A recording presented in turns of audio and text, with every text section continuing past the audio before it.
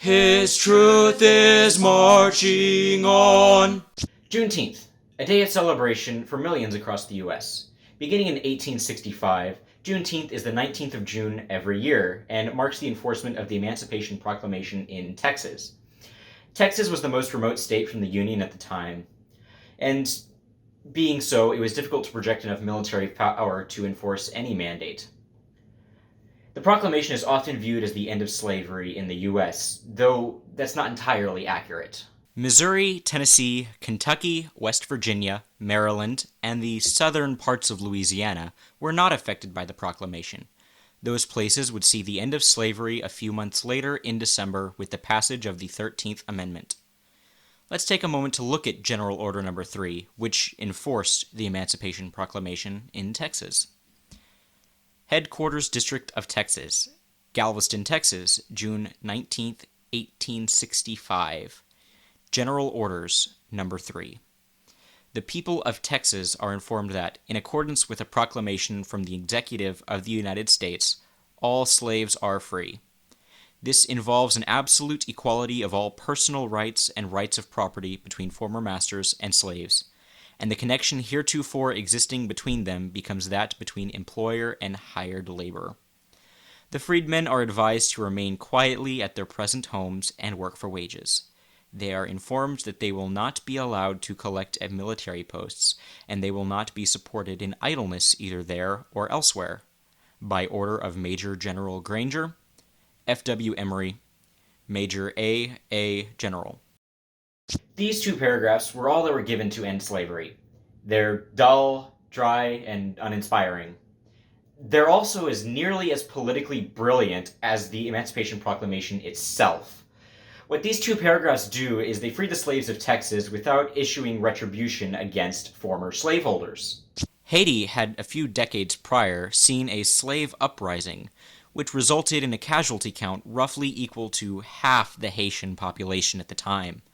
Justifiably, many Southerners were anxious about such an uprising happening in the U.S., given that under 1/5 of the free population in the South even owned slaves. The General Order also advises newly freed slaves to work for wages, as the government would not provide support or encourage idleness. The great Frederick Douglass had only 2 months earlier given his What the Black Man Wants speech, in which he insisted on this very policy, a policy of non-intervention. What Douglass realized was that while negative interference is hardly admirable, certainly baneful, positive interference could be just as dangerous and is more intoxicating. While there are some who argue for positive interference today, there is a good, valid, and unimpeachable reason civil rights icon Booker T. Washington lived his life in opposition to this principle. It breeds moral weakness. The proclamation was made effective on January 1st of 1863.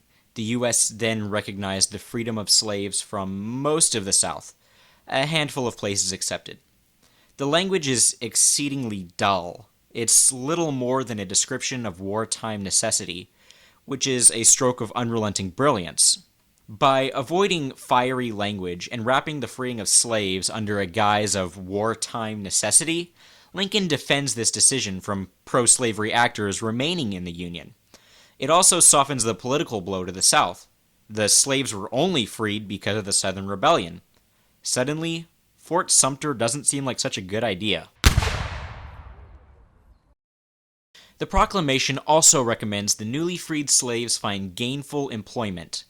Generally, it's a lot easier to sympathize with someone who is useful than someone who isn't. By finding useful work, former slaves demonstrate their value to society as free individuals. The proclamation also offers an opportunity to fight for freedom for those who are able-bodied enough to join the Union Army.